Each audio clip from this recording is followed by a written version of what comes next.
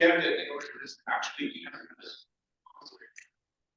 Hey, good afternoon, everybody. We want to get started and hopefully get you guys out of here quickly because we do have a cutoff time here at the Ag Commissioner's office. We got to get out of here by 5 o'clock because they get out of here at 5 o'clock. So I welcome everybody. My name's Aaron Fukuda. I'm the interim general manager of the Mid-kaweah Groundwater Sustainability Agency and the general manager of the Tulare Irrigation District.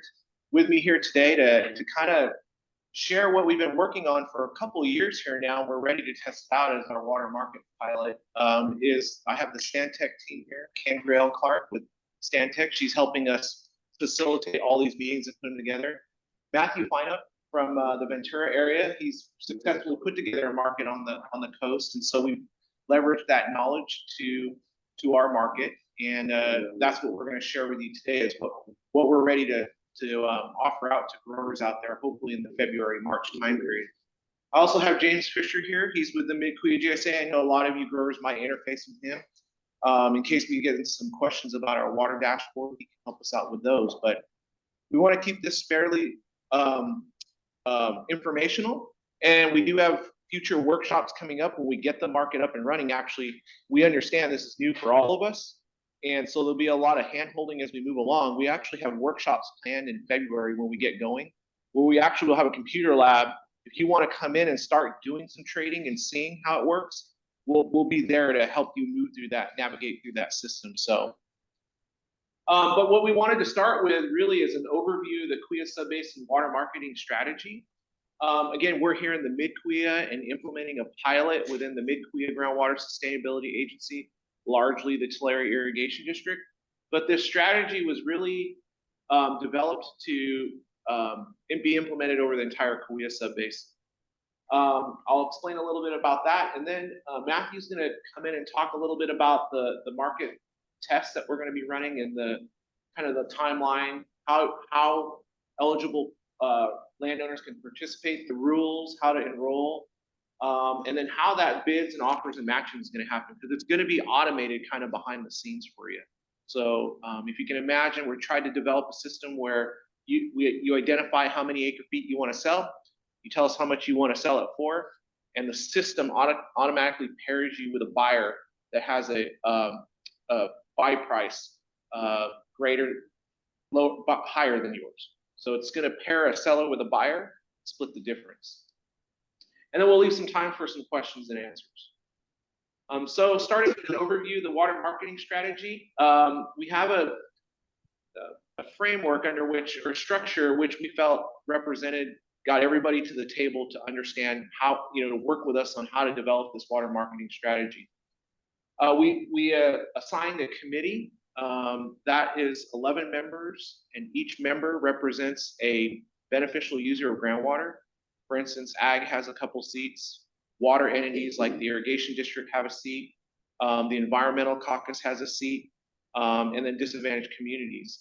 And we selected representatives from throughout the Kaweah Subbasin. So that's geographically representative. So we have folks from the east all the way to the west, north to the south, so we can represent the area. That committee's been meeting for, almost 2.5 years now, to get where we're at today. Tulare Irrigation District is the grant administrator. We were the one that applied for the grant to the Bureau of Reclamation. And then the GSA managers from the 3 GSAs kind of administratively oversee the operation. We have a legal team, which is largely the attorneys from the 3 GSAs. Stantec is our technical team. And then we have an engineering team. And those are largely the consultants we're using to develop our groundwater sustainability plans and our projects such in the Kaweah Subbasin. So this is kind of the structure of how we operate. And we have public meetings. The committee meets. We try and meet, every month. Those meetings are open to the public. And so we often have several folks that are not part of the committee, but have followed our process for about 2.5 years. Here's your representation for as of now and what environmental seats. So within the Tulare Irrigation District realm, Scott Rogers is your representative locally, but I think others like Chuck Nichols and I don't think Joe Cardoza has any ground in TID, but I know that David Cardoza farms ground in TID. So there are representatives from the Mid-kaweah and the Tulare Irrigation District. But as you can see, we have a broad spectrum there. And I would say that's the value of this committee, is we represented everybody at the table. And oftentimes the market was seen, going into this market, there was a large amount of skepticism by the disadvantaged communities and the environment. And acknowledging that going in, instead of ignoring that, we delved into those issues.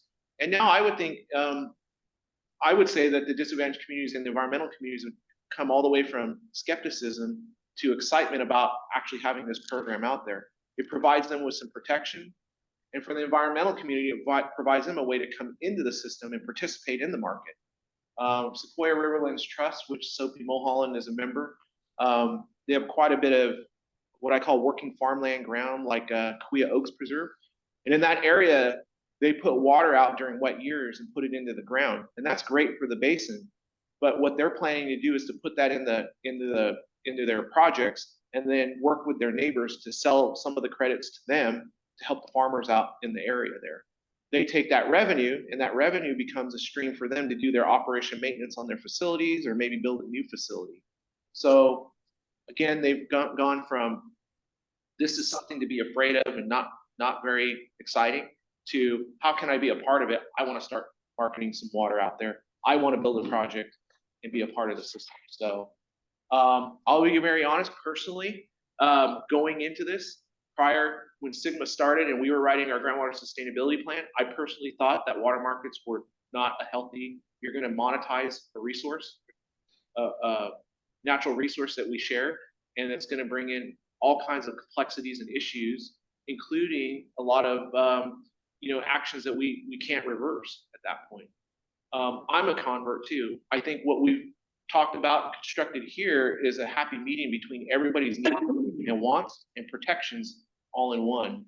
And I leave it, this group of people are the ones that did it, right? We as the staff to kind of help guide them, but these people made the hard decisions that you're going to hear about today.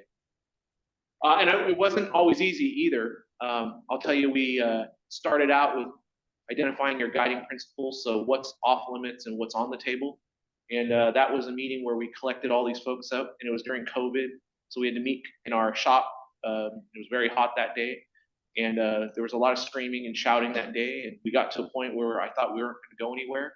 I'm going to tell you right now, we walked out of that room unanimously voting in favor of the guiding principles. So your differences can be put on the table, and we can work those out. You come out with something. Those guiding principles are still instilled and interwoven to all the things you're going to hear about today.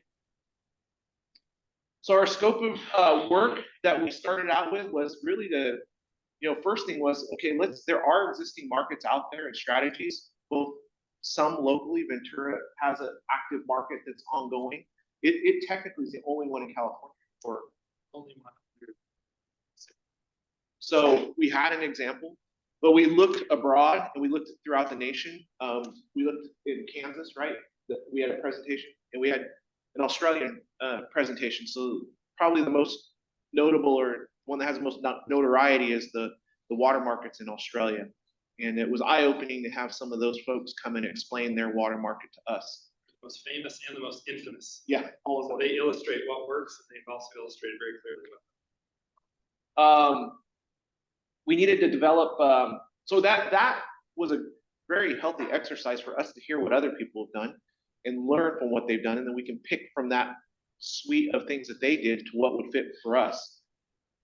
It was important for us to develop terms, right? So are we all talking the same language? Or are we all talking the same thing? Standards, rules, and procedures for this version 1.0. We want to be cognizant of water rights, because under Sigma and the things we do, we cannot override water rights. That would create just a contentious atmosphere. So we're living within the water rights of the subbasin and trying to protect that system.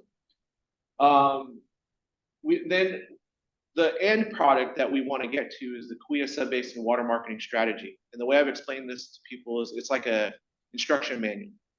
And this instruction manual, then each GSA would evaluate if they want to implement that instruction manual for a water market. They can take it in wholesale and just implement it, or they can modify it, or they can not do it at all. What we're here to talk about and share with you today is a pilot market which is ahead of the water marketing strategy document.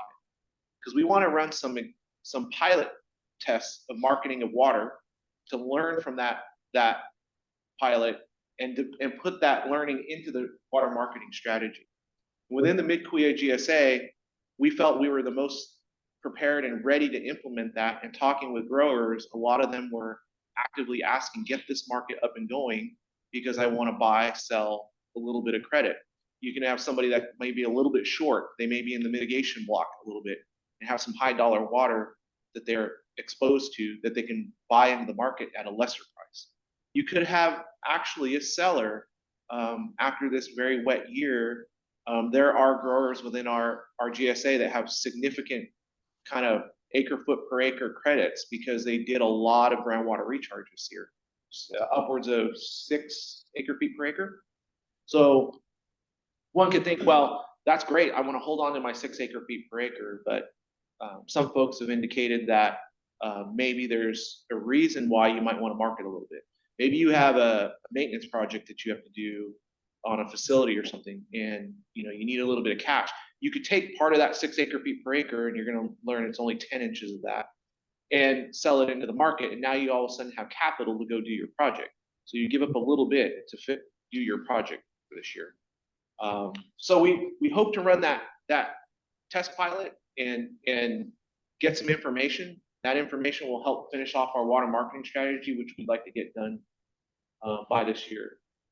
So here I talked about those guiding principles. These are the guiding principles under which the water marketing strategy came up, or the committee came up with all the rules, right, for the market, but saw them through the lens of these guiding principles. Flexibility, market has to provide flexibility. That's why you're implementing it. Give people some ability to manage their water supply.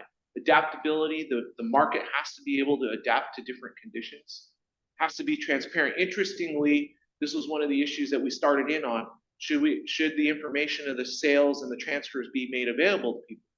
Interestingly, hearing from ag, the initial input was no, we don't want our information out there.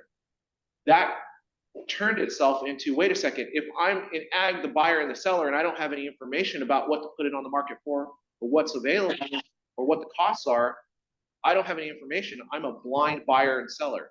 So ag went from wanting to not put their information out to, yeah, we need to make that information available to everybody. So our system will provide transparent, anonymous data analytics after the market has transacted. It must do no harm. This alone was one of the issues that the disadvantaged communities and the environmental community, this was their priority. It can't do harm. So we have triggers and protections for the environment and the disadvantaged community so that we don't cause any harm. Equity and inclusion, we want to make sure that everybody's included in the market. We're not excluding anybody. So we don't have any parameters where you can't or you can. And then it's a one basin strategy. So again, we want to come up with a marketing strategy that each GSA could evaluate and implement if they want. They could tweak it. For instance, the Greater Kaweah might have a different structure, which they do in their allocation system, which would require some different nuances in water marketing. So the system allows for that. So as we made decisions, each one of these was tested. Each decision was tested against these guiding principles to make sure we met all those requirements. Really reinforced one of the points. We assembled this giant menu of all of the different markets, structures, rules, strategies that are being implemented somewhere else in the world. And it's this overwhelming menu. And then we did the hard work of deciding, okay, what do we want to accomplish? What do we want to avoid? And then what are the guiding principles that embody those values? And applying these principles to that menu made the choices very, very straightforward, right? And so this was the hard work. Once we did that, it was very easy to reach unanimity on the committee about what the market would look like, what the rules are. So, yeah, I think there aren't any committee members in here, but if they were here, they would say, this is where the arguments were had. This is where it got contentious. And the actual putting of the strategy together was simply we want that, we want that, we want that, we want that. How does that look? So it was very straightforward.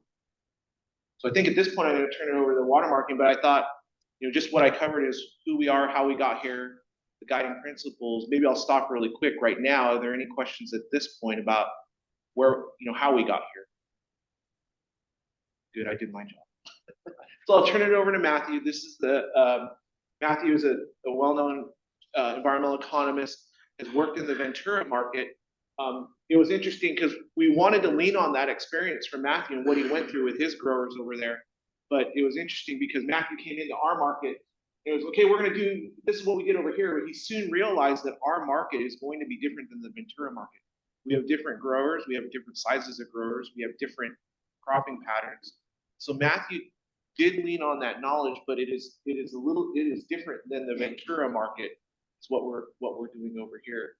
One of the main elements that Matthew had to work with us on, which we're still ironing out the kinks, is we are measuring on evapotranspiration. So if you're in the Mid-kaweah, if you're in the greater, if you're in the East-kaweah, we measure and track groundwater based on evapotranspiration. In the Ventura market, they're hardwired into groundwater meters. So it's a different scenario over there. So I'm excited to try this test pilot. Matthew's going to give you the basics of it. Again, early next year, when we turn the dial on, then we will have workshops for you if you're interested in buying and selling. And be prepared. At the end of this, I think what I want to ask you folks is, if you're interested in being a buyer and if you're interested in being a seller, and that helps us gauge the interest rate, right? And I know maybe you might not know where your accounts are at, but just I'd like to know where some of you folks are at right now. So be prepared. When he's done, I'm going to ask that question. So, thanks. All right, so I mentioned that the strategy was really first to do this comprehensive survey of what was being done out there. That's a similar process we went through down in Fox Canyon. And obviously, when you look at this huge menu, it's clear immediately that markets are going to look different in different places, right? That the needs and the goals of different stakeholders are going to vary across space, vary not just between the coast and the Central Valley, but between different areas in this country. Water market here is going to look different than a water market just down the road in Kern County or something. And so we agreed on those guiding principles, applied them to the menu of options, and it made choices very, very clear.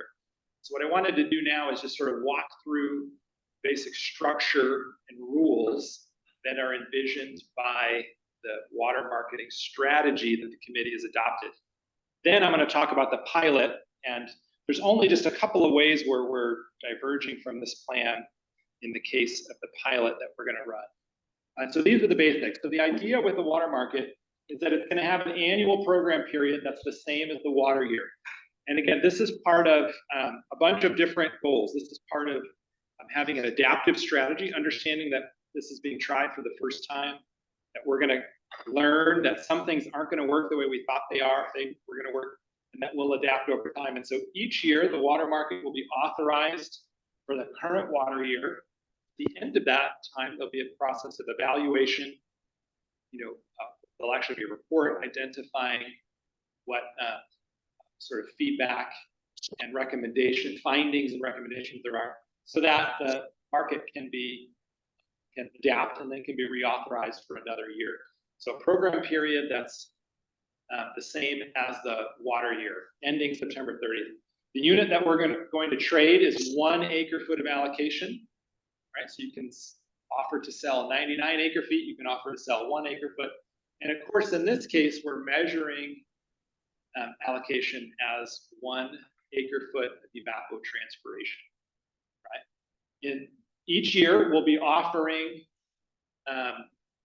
allocation that are one-time transfers. So that means you can purchase that unit, a single unit of allocation for this year.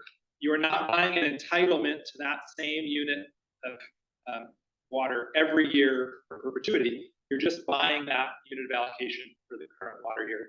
And then the allocation stays with the individual. Yeah. We might measure ET, like acre foot. Yep. Because again, so just as a counterpoint, like down in Fox Canyon, we have meters on every single well. They're read by third-party telemetry. That's broadcast to the cloud. And then there's automated reporting of water use. And so we're measuring an acre foot of water coming out of the ground, right, through a meter, through an impeller. Whereas here, we don't have meters on wells. We're actually using satellite remotes to estimate evapotranspiration. And based on that, we're estimating an individual grower's water use. Could we use a meter? Can we use meter? That's a GSA question. Yes. You have a lot. Meter. Great, good question. All right, so, so one-time transfer of allocation, but in the notice, by the way, Aaron didn't make a fine point on this. We say version 1.0 market. So we have every expectation that this thing can evolve over time. And one of our goals was to start as simple as possible and then to create a strategy that allows us to learn and adapt over time. And so you see here, we are imagining one-time transfer of up to 10 inches per acre. So initially there's a cap on how much an individual can sell. So we're actually deliberately trying to limit the total amount of transfers that happen within the market in the early years, both so that we can learn about unintended consequences of those transfers. Also 10 inches per acre. So someone can sell up to 10 inches per acre of unused allocation. It's 10 inches because that's the minimum amount of allocation that every single person has. Right? So every landowner in the entire Kaweah Subbasin has at least that native allocation equivalent to 10 inches. So that's where that cap, that initial cap on transfers comes from. Right? Eligible participants are any landowner who's within the boundary of a GSA and a GSA that has authorized the market and who has received an allocation that's managed by that GSA, and then a landowner who's in compliance with all GSA resolutions, rules, and regulations. Right? So anyone who's a landowner who receives an allocation from the GSA may participate in the market once the GSA adopts that market. And Matthew, that's a good point. We just finished up 2022 invoicing for our growers, and we do have a handful of growers that have not paid. And theoretically, once they move into non-payment, they're no longer eligible for the market. So again, they probably need to buy water to get out of it. They not. So this is not accessible to those that are not living within the emergency ordinance and the other programs. Right.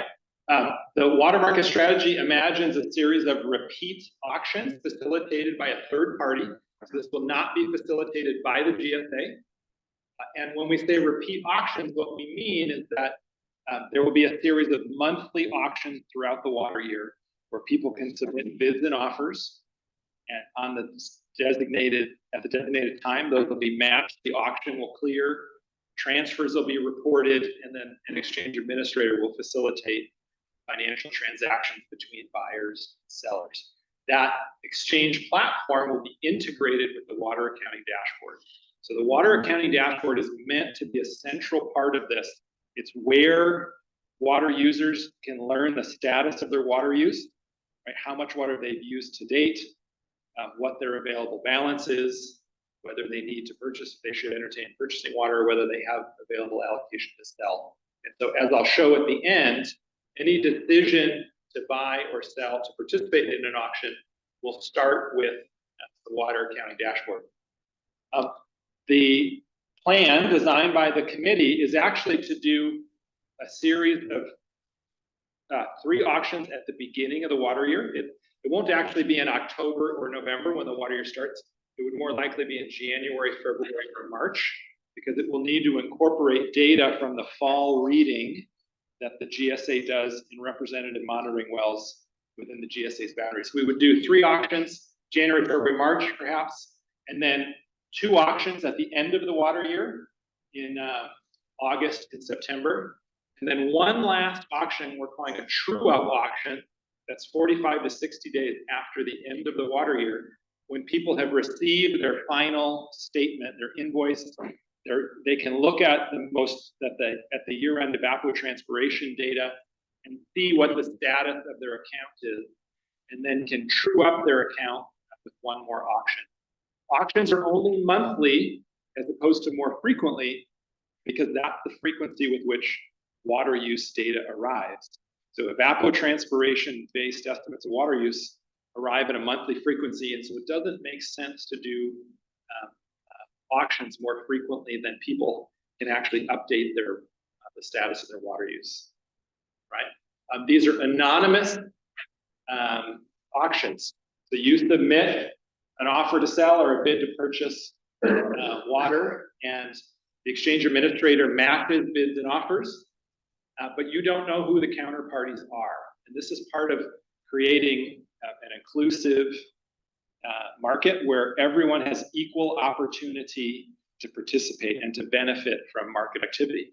So you don't know who the counterparty is. The exchange administrator provides anonymity for those counterparties. At the same time, we want as much information about the transactions themselves to be available to water users. And so the price and quantity of each transfer will be made public. It'll be posted in the exchange platform software. It will also be communicated to interested parties, stakeholders who are not enrolled in the market, so that we can actually see what the price, the prevailing price of water is, what it's trading for in any given month, and then what the volume of transfers is. So that will be made available. One of the things that the committee thought about long and hard was how to mitigate the unintended consequences of transfers. We realized that transfers of allocation between water users could potentially result in concentrations of pumping that affect things like groundwater levels, and that may have an impact on the sustainability of the basin, and it may have a differential impact on sensitive groups like disadvantaged communities who may have shallow municipal wells. And so what we've done is we've designed a series of geographic boundaries that we manage within, and that we're actually monitoring groundwater levels within these geographic boundaries. And in each zone, we're looking to see if groundwater levels fall to within a certain protective threshold, either of the minimum threshold that's designated in the GSP or within the bottom of shallow municipal wells in nearby disadvantaged communities, right? And should groundwater levels fall to within that protective threshold, there would be restrictions on trade that would result. So what this looks like here, this is actually a map of Mid-kaweah. And so you sort of see the different layers of information here. You'll notice right away there's these yellow lines. These are smooth yellow lines generally on the map that you see in the background. These are actually what are called analysis zones that were used in the development of groundwater sustainability plans in each of the GSAs. This is a smooth line in many cases because it might follow, you know, a groundwater contour, right, at the time the analysis was done. Those analysis zones sometimes cross over different APN, different parcel boundaries.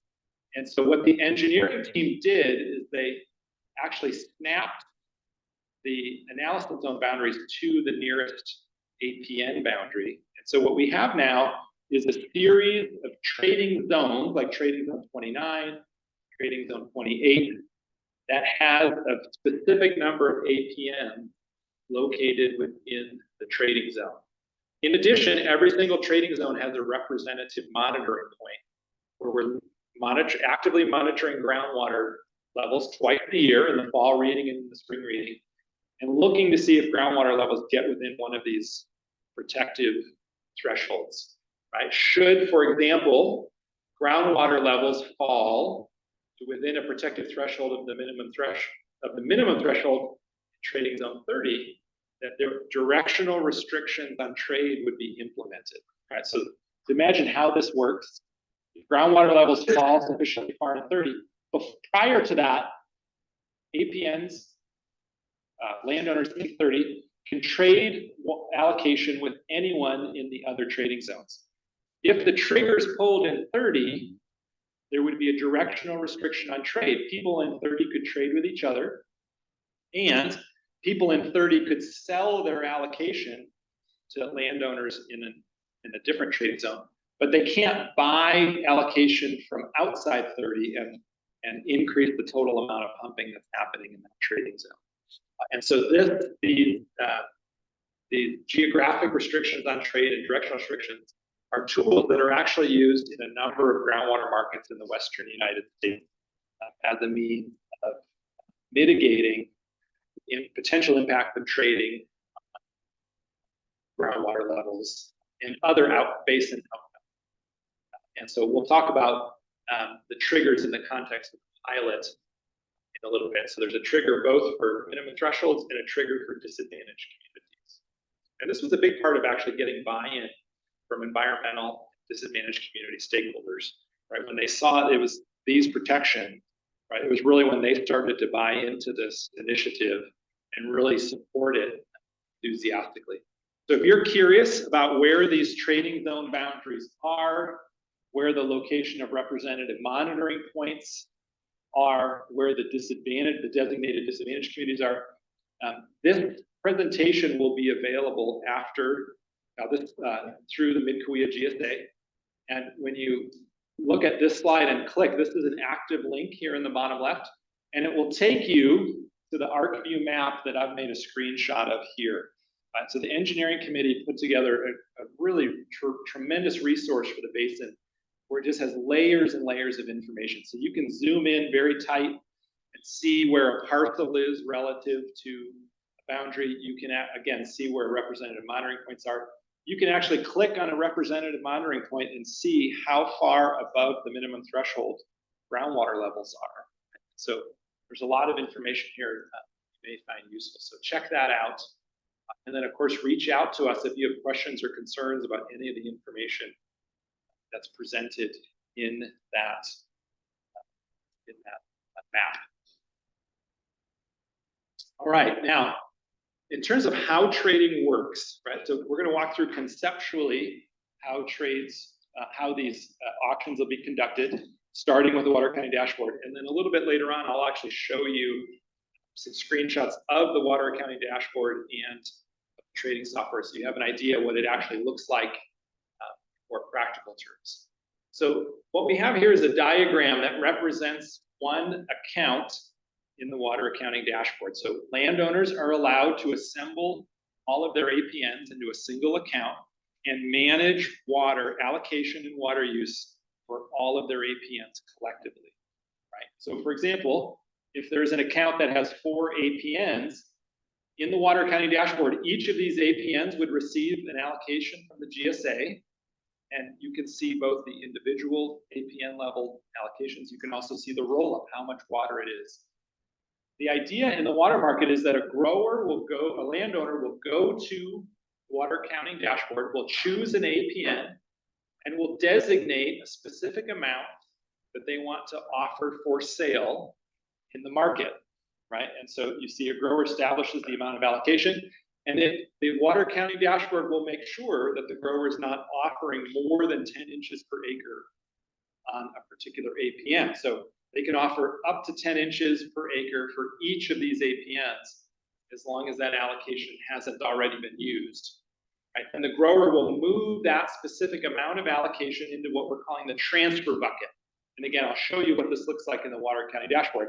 But say they want to move 10 acre-feet, they want to offer for sale, they'll move it into a new column, into a new bucket in the Water Accounting Dashboard, and immediately that amount will be visible to the trading software.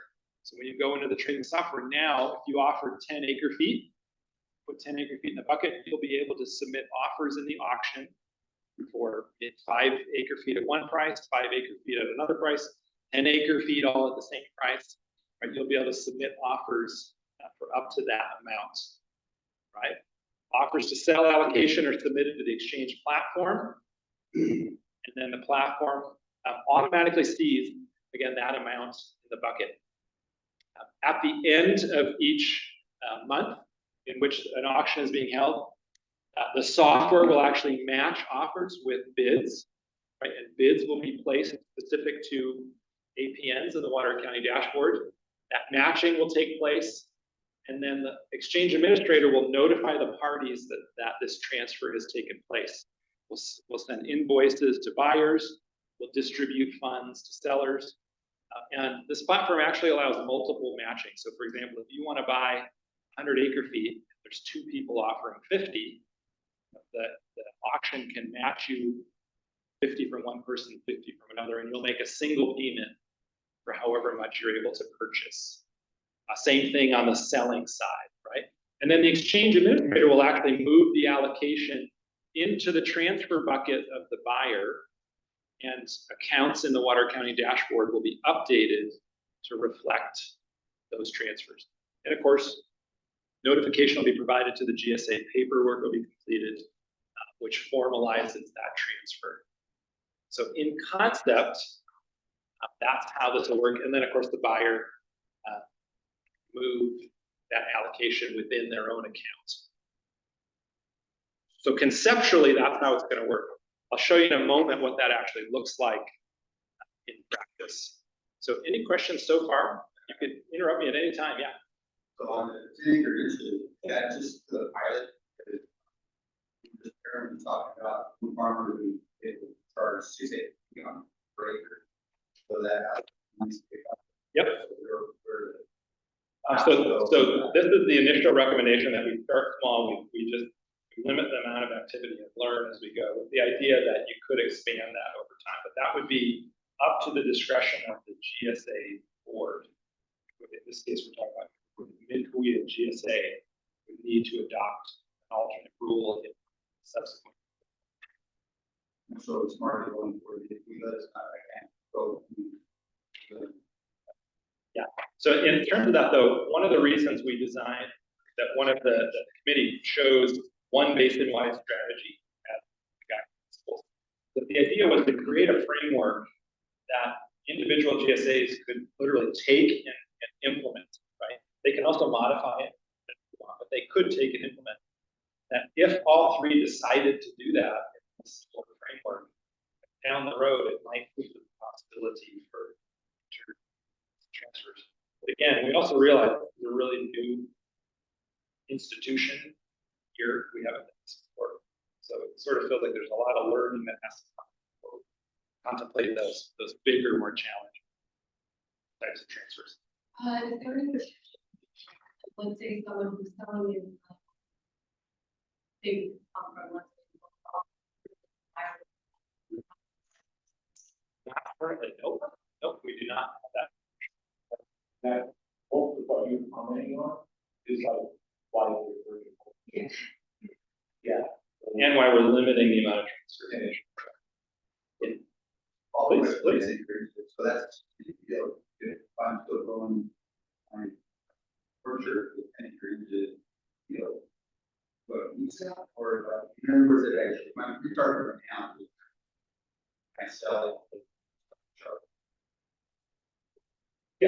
Yeah, as long as it's in your account, you can't theoretically say I'm gonna do it. And then it's gotta be in your account. This was the 10 acres for acre. And I would say that, to your question, I think the Mid-kaweah board and they're open to all of this as far as the numbers and everything.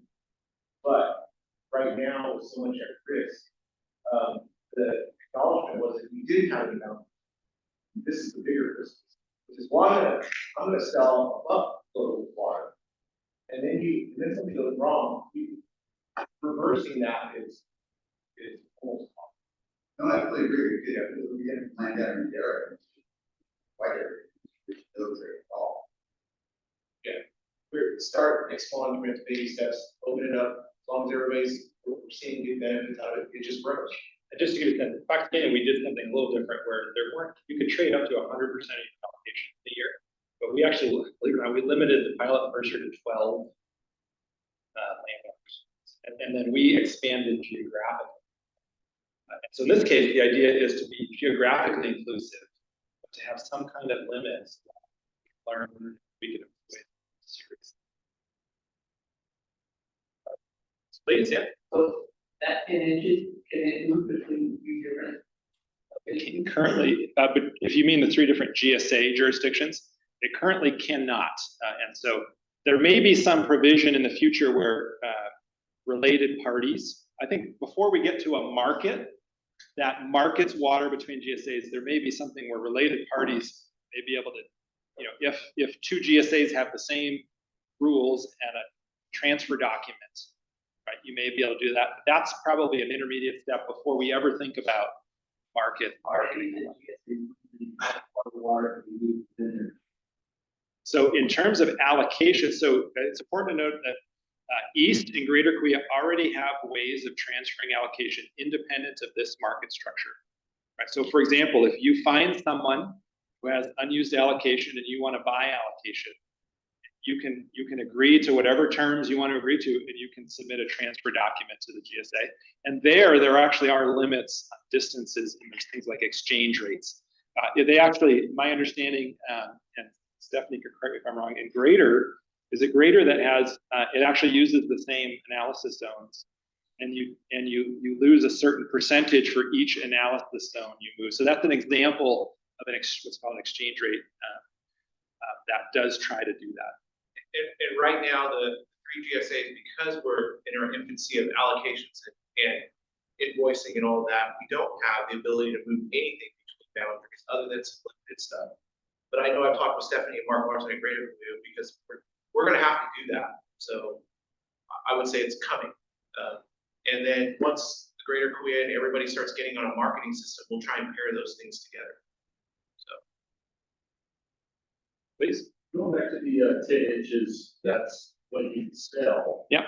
How the buyer, can you buy more than 10 inches per? Currently, yes, as strange as that sounds, right? And so, and again, you have to understand that the 10 inches was to try and limit trading activity, the total volume. Because if you want to buy more than 10, it means you're going to have to find a whole bunch of people to buy from, right? So it was a limit. The other thing is, again, that the origin of the 10 inches was actually that we were trying to come to grips with the different flavors of water, native, tier 1, tier 2, and we realized, wait a minute, everyone has native. Native is equal to 10 inches, so let's start there. And so that was the origin of that. Why it was on the bot seller and why it was 10 inches. but you're going to be written up in the report that says, see what this guy did, now we got to put a limit on it. Good questions. All right, so our hope is to do a test here is to do a true up test. Our goal had actually been to launch a test market earlier this fall. Some things that really slowed us down were COVID generally, and the committee meeting virtually really pushed the timeline out. And then actually trying to use the Water County dashboard as a basis for the trading has meant designing some additional functionality into it. And so now we're at a point where we're hoping to do a true up auction beginning early next year. And so what the goal is to conduct 2 auctions that actually allows you to sell unused allocation from the previous water year, or to buy unused allocation, which would generate a carryover credit that could be carried into the current water year. Right? And so it's to true up the account. So the broad timeline of how this would work is that in January, water users should receive invoices for the previous water year's use. And upon seeing their invoice, you will actually get information accompanying that invoice, which actually gives you information about the pilot, how to participate, what the documents are. We'll show you some of that stuff here. And then it'll actually have a cover letter that says, look, if you want to sell some of your unused allocation, or if you want to buy, if you pumped into a mitigation tier, you want to buy water more cheaply than the mitigation fee, we'll revise your invoice and Mid-kaweah will reissue that. So that's the general plan. Right? In terms of what the launch timeline looks like, the goal, actually I should jump down to the second thing here. The goal is to have an auction the week of February 5th, and then a second auction 2 weeks later. Now, I said earlier, it wouldn't make sense to do auctions more than once a month. Well, in this case, we're not waiting for an update to the status of people's water use. We're looking at the year-end totals from the previous water year. We want to do more than one auction because we realize that in that first week, we don't yet have any kind of price signal. Like, we don't know. And so it might just be the people who have the most urgent need might participate first. And then once price information becomes available, if we're able to execute transactions in the first auction, it may be that there's additional activity in the second. So the goal is to do 2 auctions.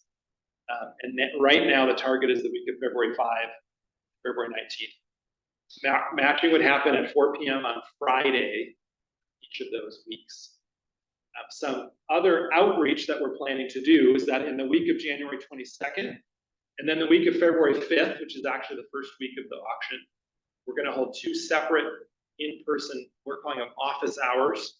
But the idea is that we will get access to a computer lab at College of the Sequoias, and we'll be there from noon to 5. And you can drop in to get hands-on help with any aspect of this. If you just want to ask questions and learn more about how the auctions will work, we can talk about that. If there's specific market rules that you have questions about, we can also help you with registration, completing agreements, right? We'll show you the agreements tonight. We can help you. We can actually log into the trading software, the Water County dashboard, the trading software, show you how to submit bids and offers. And so that's one more opportunity to connect with us, learn more about this as we ramp up for these 2 auctions in February. So what has happened recently is that all of this has been authorized by a resolution of the Mid-kaweah GSA. So the board of directors met on November 7th, approved the water market pilot rules for the test that we're going to do in February. So they adopted a resolution authorizing the pilot. They also adopted a pilot participation agreement, which we'll show you, and also an exchange administrator agreement. And I will actually be facilitating those 2 auctions using software that was developed originally for other markets, but which has been customized for the rules and the operating structures here in the Mid-kaweah GSA. Any landowner, again, who's within the Mid-kaweah GSA boundary and has been given an allocation and who's in compliance with all rules and regulations can enroll in complete participation agreement and enroll in the market. And then in terms of how this is going to work, so this is a little bit of the mechanic, right? And so what you see here, obviously this is too small to actually read numbers or letters, but what you see, this hopefully to many of you looks familiar. This is the dashboard, the landing screen for the water accounting dashboard.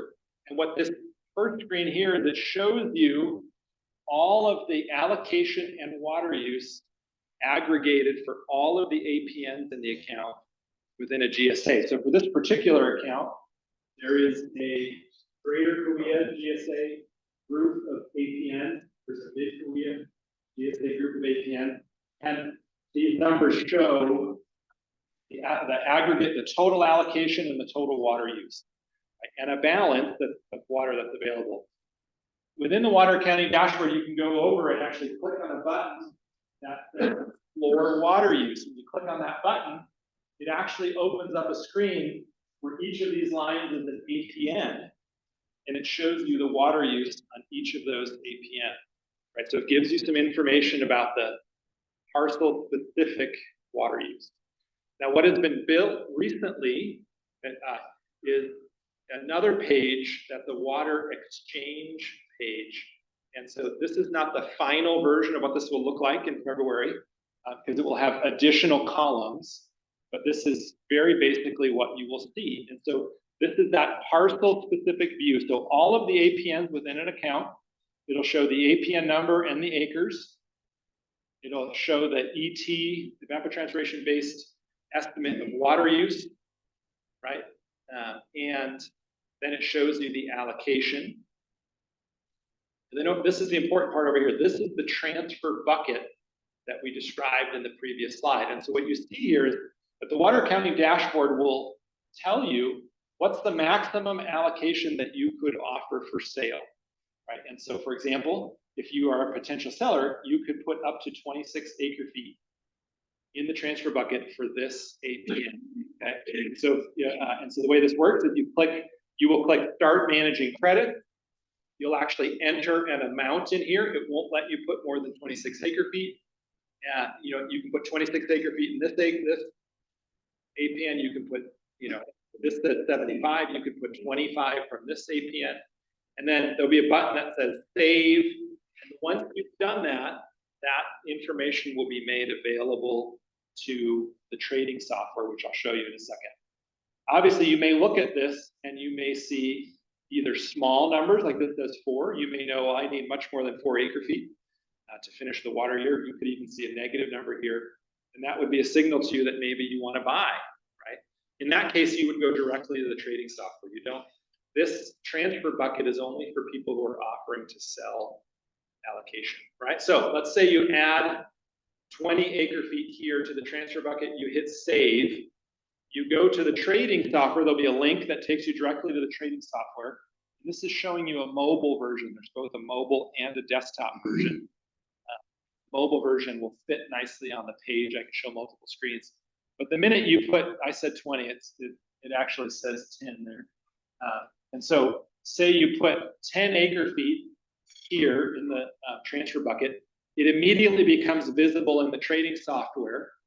And there's an APN listed here, and there's actually a pull down menu.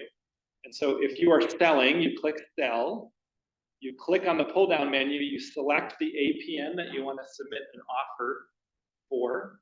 And again, if it says 10 acre feet, because that's what you put in the transfer bucket, you can submit a single offer for 10 acre feet. You could submit two different offers for 5 acre feet. You can set different prices, right?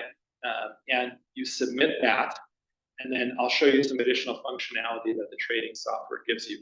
If you're on the buy side, it's the same thing. You simply designate which APN you want to buy on behalf of. You set a price, and there's an expiration date, but since we're only doing 2 auctions, that won't really be relevant. And then you click submit. It summarizes the details of your bid or offer and gives you one more opportunity to formalize that. And then once that bid or offer is submitted, you then have a section in the trading software. It actually shows you all of the active bids or offers that you have. You can erase, you can delete a bid or offer, you can edit a bid or offer, you can change the price or the quantity, right? And that's available to you at all times, right? You can only submit bids or offers for a given auction. You can't say, well, if I want to buy low and sell high, so I'm going to submit a bid and an offer, right? We're trying to avoid people trying to game the system. So you can either buy or sell in a given auction. You could buy in the first auction and sell in the second auction, but you can't buy and sell in the same auction. And then here, there's some other functionality. For example, if there's already been an auction, right? There's actually another tab that shows your trading history, everything that you've sold in previous auctions. There's some other things here. There's actually a dashboard that shows you all of the information that's here. It shows you all of the APN specific information on allocation and usage.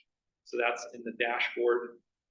There's also a market activity tab where if there have already been auctions, it'll show you the quantity and price for every transaction in the previous auctions. Yeah. Can you go back where you're showing allocation to APN? Yeah. So knowing where you're at per APN when it comes into surface water, so do you really know where you're at per APN? Because I think it's got multiple APNs coming from one turnout that's credit you. Yeah. So it's just all sitting. Well, so two responses to that. One is that obviously you can only sell 10 inches. So if you have a whole bunch of surface water, it won't help you that much if you're a seller. The other thing you need to realize is, I don't have the inputs on here, darn. So there's another view.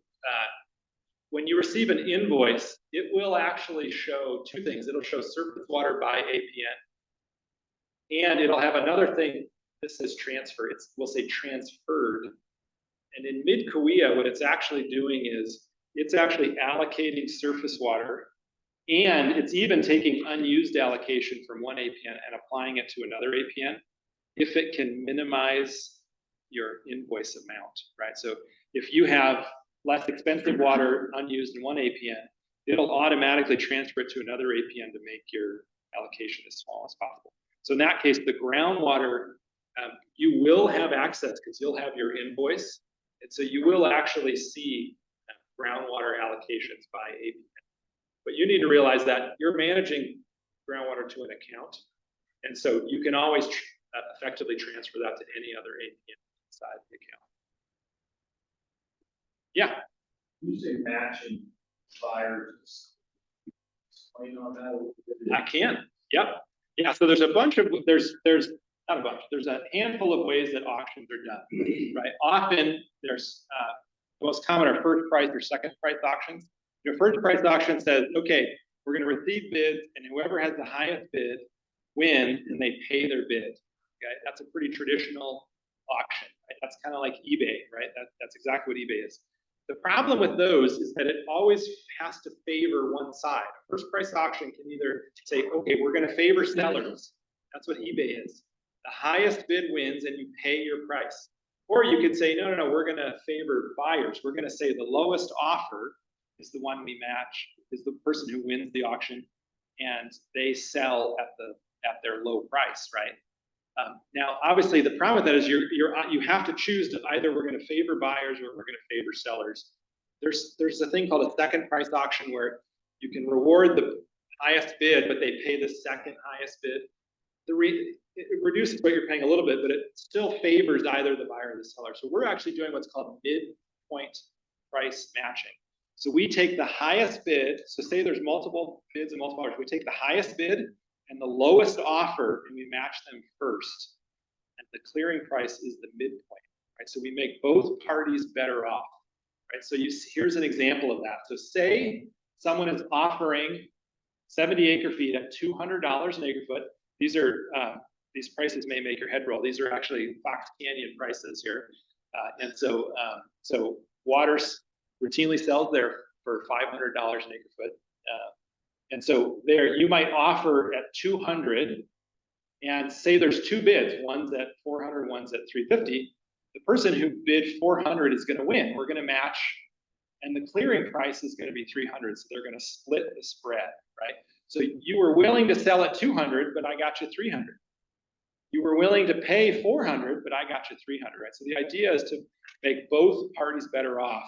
And then once those bids and offers are removed, then you go to the next highest bid, the next highest offer, right? And you match that second, right? So you see here, first price auction would be a little different because what you would have here is the person who bid 400 would pay 400, right? And in that case, the person selling would get all of the gain from trade, right? They would extract all of it.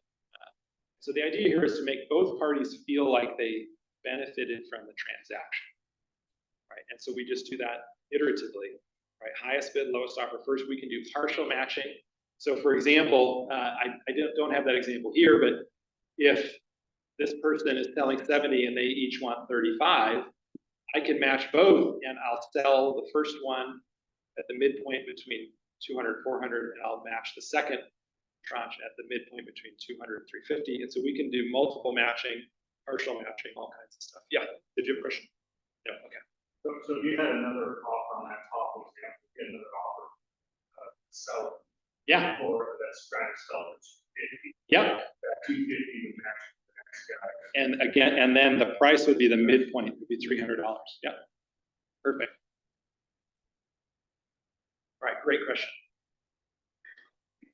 And so that again gives you a sense of the mechanics. And I haven't shown you all of, again, here there's 1, 2, 3, 4 different sections on the trading software.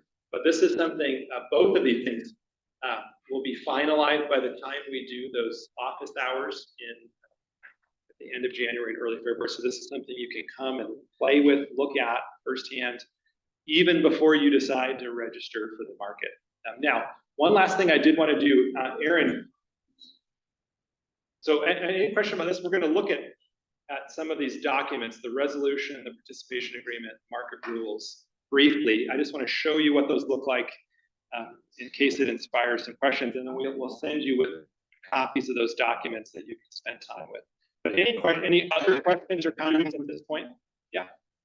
How does seller So funds come into the exchange administrator, and then the exchange administrator cuts a check or electronic transfer, whatever is preferred, to the seller.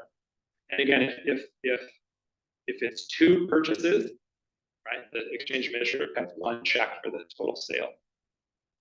And so, and again, protects you won't know who the counterparties are. And in this case, for this pilot, there are no fees, right? So normally this would be done, there would be some kind of commission. This is all being done under the WaterSmart grant that we received. And so it's totally free of charge. There's no commission, there's no enrollment fees, nothing for these two auctions. Yeah. How much are those in the future? That's a decision to be made on who the exchange administrator is, first of all, because again, I'm doing this under an exchange administrator agreement that only authorizes me through the end of February. And there's actually a clause, you'll see the exchange administrator, there's a clause that there's no commitment. GSAs may go out and have a competitive process to get different bids. And so that will be up to GSAs to choose the exchange administrator. It is not, and fees typically are a combination of enrollment fees. You might pay, some places as well, some places you might pay $50 an APN to enroll, and then it's 2% or 3% on either side of the trade. So the buyer sells 3%, seller sells 3%. So, but that's all to be decided in the future by the GSA. You had a question as well. Okay, cool, awesome. Yeah, no fees. So any other questions or comments? Aaron, can we switch over to the documents real quick? I have a quick question. Please. Out of curiosity, how's Ventura? So there it is. So first of all, it's run by, interestingly, that was first run by California Lutheran University. So I'm an economist at California Lutheran University. And so the idea there was to be run by a nonprofit that's local and not to make any money. And so the fees are really low. So it's $300 to enroll per well for the first well and $150 for each additional well. Some people have 40 wells, so then the enrollment fee can be substantial. And then it's 3% on either side of the trade. But that just, that is pretty low. It would be typical in many markets to be more like 4 or 6% on either side of the trade as a normal commission. Just think in terms of like credit card fees, right? It's about the same. Enrollment fee. Yeah. And so now that was run by, so it uses my software. It was run by California Lutheran University. They didn't want anything to do with running a market. And so it was set up as an outside corporation that then licenses software to the Farm Bureau. It's currently the Farm Bureau that runs that. All right, so let's go. Aaron, should we just pass these down? What do you think? Yeah. All right, so this is 3 documents, all attached as one. We're going to send these down the road. Take one and pass it down.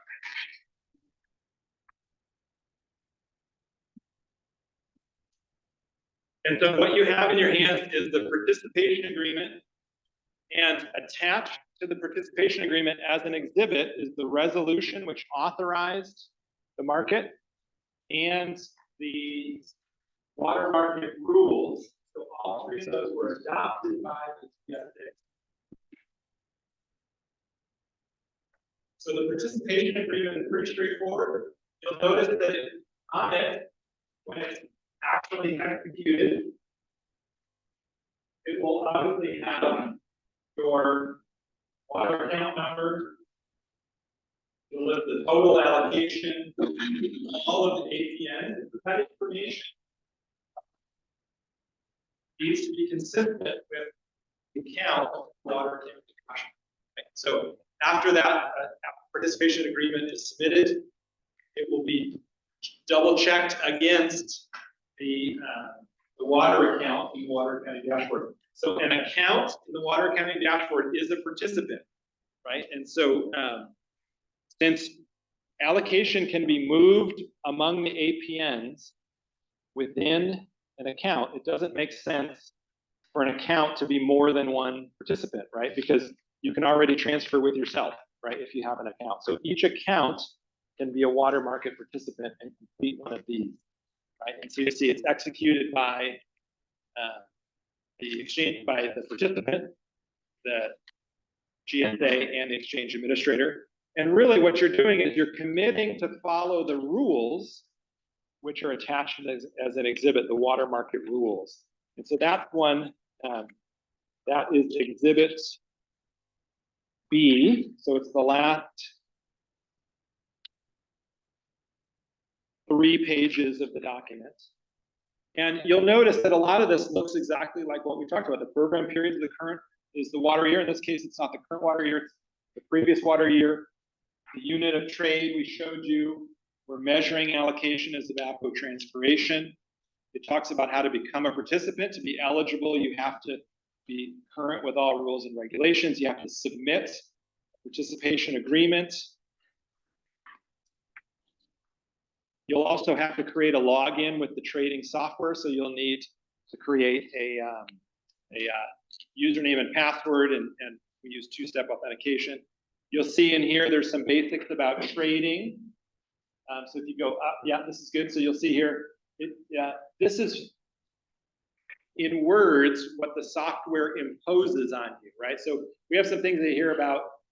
Bids must include the quantity of acre feet sought, the APN, the maximum price.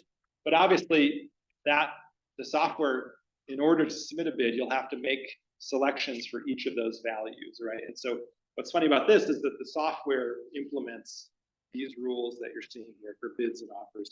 It also talked about matching and the midpoint price. And it also gives some details about clearing and settlement.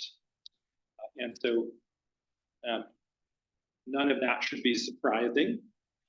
And then, of course, transfers are communicated to the Mid-kaweah GSA, where they're formalized and reflected in the water accounting dashboard.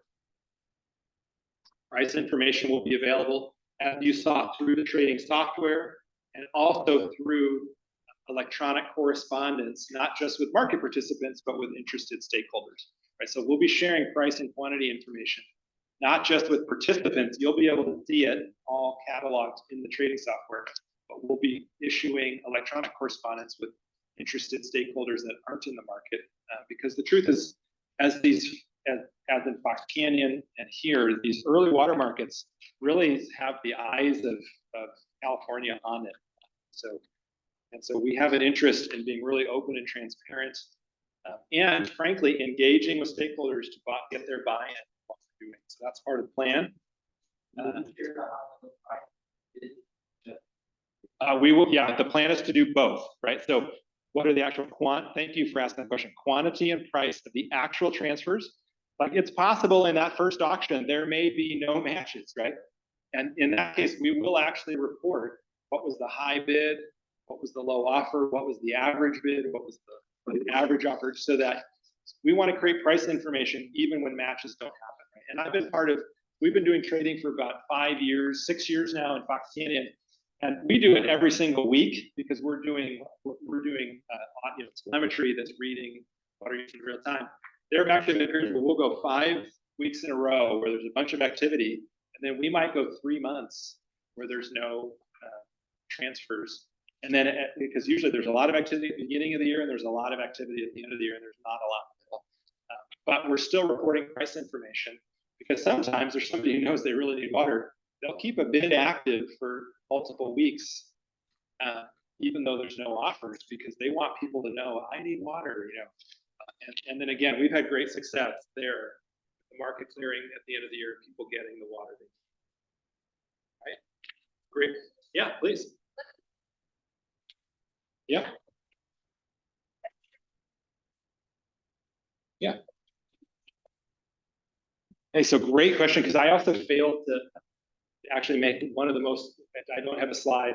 So now that they have this in their hands, can we go back to the presentation real quick? Thank you. Great question. So 2 things. Number 1, the engineering team has made the determination that neither trigger applies in Mid-kaweah as of the fall reading, right? So we can do these 2 auctions, and there will be no restrictions on trade in this case, right? If this were to be authorized in a future year, the trigger determination is always made following the fall reading, okay? And so there's a protective threshold above minimum threshold, and there's a protective threshold above the wells, the shallow municipal wells in disadvantaged communities. And what the engineering team is working to do is to map wells in disadvantaged communities to the nearest representative monitoring point. And they actually look at over time how that moves over time. And they're using the representative monitoring well to estimate the impact on disadvantaged community wells. So we don't actually monitor in disadvantaged community wells. And so an effort, a very, very earnest efforts being made, working with DACs to map those to the local representative monitoring point.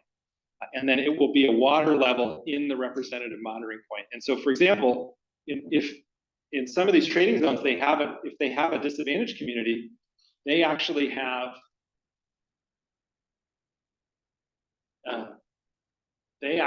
so for example, I believe there's a disadvantaged community in 29 and in 30.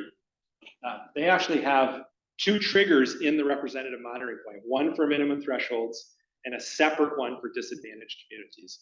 And in most cases, the disadvantaged community trigger is going to be higher than the minimum threshold trigger, right? One detail I failed to mention too, is that the way the trading restrictions work is that for the minimum threshold trigger, it's a directional restriction. You can't move pumping into 30 if the minimum threshold trigger is pulled. In the case of the disadvantaged community trigger, the committee actually adopted a rule where trading ceases until that's mitigated, until the impact of the disadvantaged community is mitigated, using the GSA's mitigation plan, right? So ahead of time, in years when the DAC trigger applies, there will be a mitigation plan in place. And what's great is that the mitigation happens, the trigger can immediately be lifted any time of the year, right? Whereas with the minimum threshold trigger, it couldn't be lifted until the spring meeting. Yeah. So there's a trigger where it's bad, right? You stop trading and whatnot. Where's the trigger when it's good? Restrictions get loaded up. Well, so again, here, so if the protective thresholds, something like 30% above minimum threshold, your well depth, and so that's, if it's above, anywhere above that, there's no restrictions on trade within. I'm not talking about trade, I'm saying like, we're going up, Yep. we're not going down. When can we start getting that needed yield up higher, instead of we're gaining water? Do you understand the question? So you're saying as groundwater levels come up, The new restrictions released. Well, what do you mean by restrictions? 'Cause Yeah. you're still going to have an allocation that you're bound by.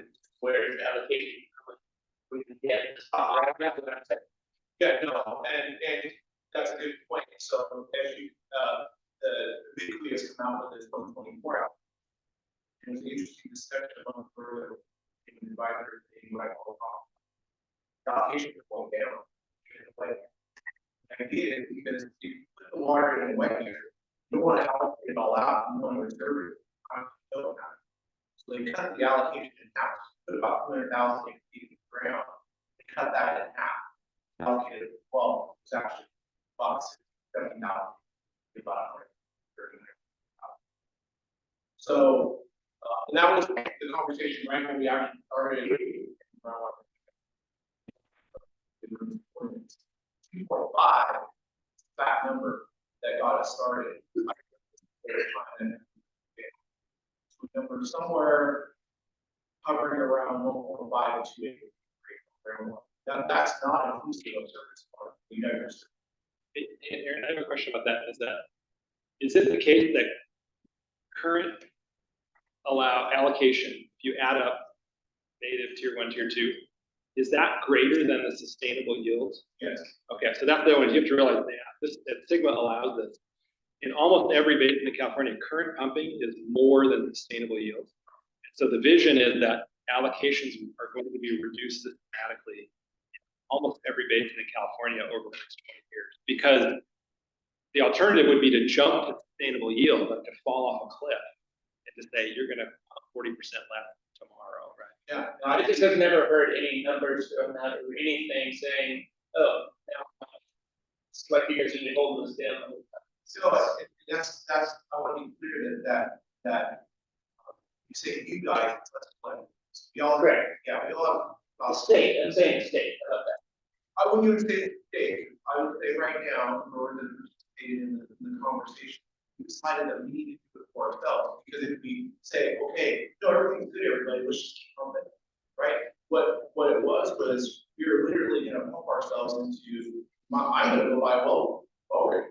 That's the only place you're gonna make money. We were literally chasing it down faster than we can keep it up. The idea now is to meter it out for ourselves. We put it in, it's ours, right? As growers, the growers own that water.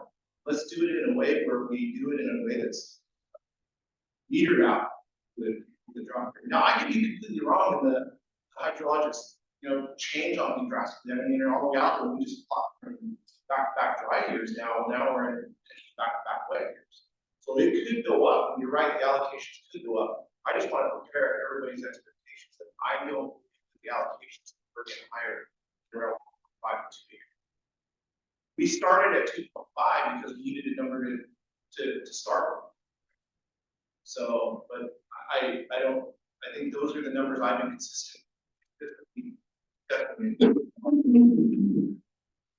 Yeah, I wish I could tell you that this all disappears in a year. We get groundwater levels. I just don't think that. What tier of water would purchase water get added to? It goes back into your APN. It's kind of like a groundwater. In So it's gonna be like its own tier. It's left. Everything that's not within a tier in the Mid-kaweah goes into the groundwater credit. So it goes into the groundwater credit. And again, this is where there's more work to be done in Greater and East because of the flavors of the water and different expirations of carryover and all that. That's almost daunting. Like to implement this in East, I think what you would have to do is you'd have to say, okay, if you buy water in the market, it's the first thing we debit. It's the first water you use so that we can use the flavored water to generate any credits, right? So it's not that it would become a particular flavor, it's that no, we're gonna debit that first so that we can ignore the flavor, right? That is a real challenge. Yeah, that was gonna be my next question. Yep. Where is it good place? First, So again, it's hard because in the Mid-kaweah we debited for a prescribed debiting schedule. So we take it off on the lowest tier and we take it off so it comes off. So we take precip, we take precip, surface water, credits, and then credits in tier 1, and then in later 2. Then anything that costs money can be used now. So people have a choice of whether they want to apply it. But you always use free water first. Question, Aaron, how long will you be able to carry purchase water and Then your question, and the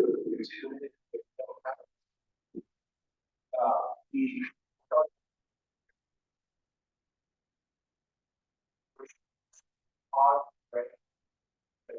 It expires on one year.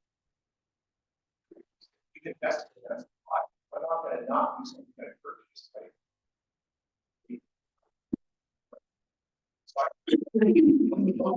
So going in, we initially said we don't need to now. That doesn't mean to say that there won't be expiration. Yeah, that's discussion that our like the iron, what I call macros. Not the flavor of the whole bunch of expiration. There's just one big pot of water. Get up to that big pot.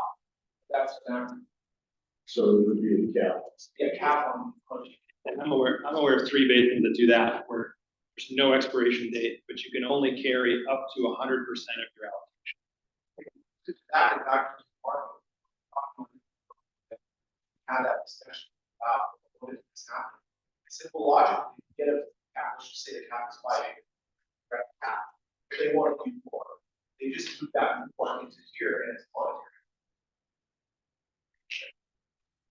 So it actually generates the but it doesn't necessarily withhold them from wanting to do the good act of recharging. It almost incentivizes them because now they have an extra capital structure of their whatever their in the specific case of folks that I talk, to, a lot of it is area, fluctuating prices and everything else, having another little extra revenue, little ground that can be flexible, it's a permanent problem. Makes sense. So for the pilot program, you're gonna be using 2023 water year water. And year-end totals, yeah. Yeah, and you're in total, so guys can true up, guys can sell, or whatever. Yep. it is. Going forward, really, if this project was in place, you would actually be having an option in your case, January, what you suggested, January, February, March. Yep. Right, and this coming January, or Yeah. the start of the new year. Yep, so you How could, does that look going forward? How that works? Yep. What's the plan for options, talk about for water? New options, buy water, or Well, and really what Matt and I wanted to share with you folks is, you know, there's a lot I can tell, you know, full transparency. A lot of what we're doing is, we're doing it on the fly. Literally coding, making up, and what Matthew was showing you is impressive that we got to this stage. Few last things that were identified that we're still working on, passed them yesterday, that popped up. I anticipate that there might even be not gonna worry about a true up, but we're just gonna say, look at your account and where you're at, the status of trading. Just gonna call it a trading. But looking at 2024, we're getting better and better at some point. Remember, we started this program in 2022, and we're just now doing the last invoice up on that. We are 2024 invoices were meant to go out in the beginning of December. Still have last reservation. So things have the creep on us. It's just, that's why I appreciate all you folks bearing with us. We'll scream at us, take it, reserve it, but we're working hard. So I anticipate this out there, whenever Bible is gonna be delayed. Still working. but there's, if everything stayed on track and this were very successful, and the committee were able to, assess what happened, make recommendations for another test in 2024, 25, there's no reason you couldn't do August, September, Yeah. and a true up for the next water year. Oh, I forgot, remember the recommendation now, which is actually more pressure on us than five allocations. It's a lot. Now, Yeah, and I guess probably this pilot also, I would hope, but also help try to convince or have success in a grade, be at least greater, would be able to win at least money, another battle, that would be the hope of the student, right? And Stephanie's been a very, very enthusiastic contributor.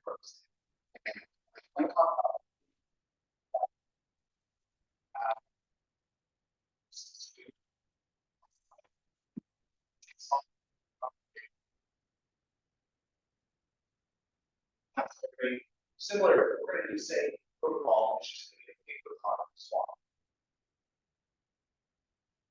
Great question. Any other thoughts, comments, questions?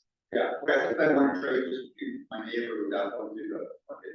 So in Mid-kaweah, you don't have that option. Yes. Yes, right. Again, we envision the paper a bit, like, okay, we'll run it outside. Our main goal is kind of use this automated system, we will be fine. It's one.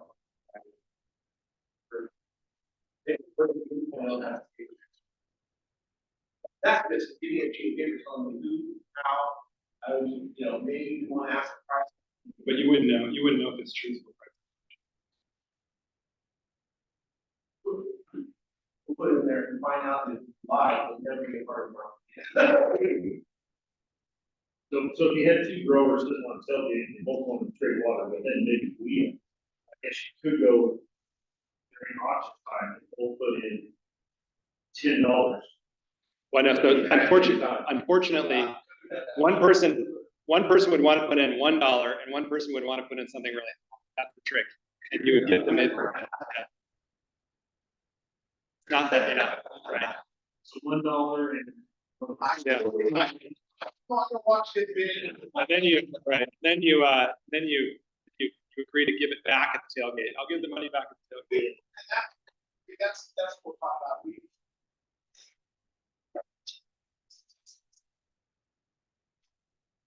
I will say, so in Fox Canyon, they have both. All of the activity ends up market because you have price information. You know whether you're getting a good deal or not, you know. And so what they might have one transaction a year that's paper transfer. The water market strategy, one of the fact that sometimes you guys come out and agree about it. Somebody was offering some sort of, hey, I need some water, right? Why do you need that one? Sure. So we know we can bring that, but right now we have pressure to create this audience.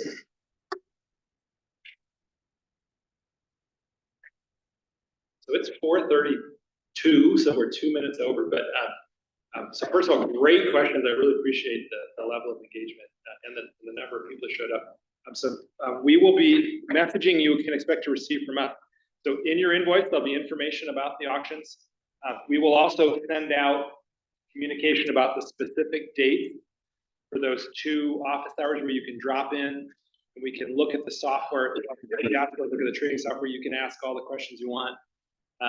So you will learn about those dates, hopefully right after the new year. And then in the meantime, through Aaron, you can reach me or any other member of the Stantec team. You know, if you have questions. So for example, you might know other growers who weren't here today, and you think that it would be really valuable for them to hear this information. We're happy.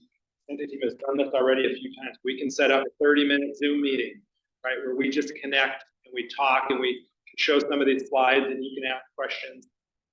We can present it to other parties you think might be interested. So I encourage you to reach out to us because we're really happy to engage at that level. With that, we are opening this up. One seller, one buyer. How many people are in this seller? Yeah. How many are interested in buying? So again, we consider it success if you get about half of the trades, how that all goes. So we might do that. I will say that interesting concept afternoon statement. Again, TID allocated only half of its share and in order to test the market, the TID made 2 acre feet available in the market to start teasing out solutions. So we asked for it. We're not talking big numbers, we're talking for right now, we're looking at it, we probably have well, might test the market. We also have mitigation costs coming up our way, so let it apply those mitigation costs.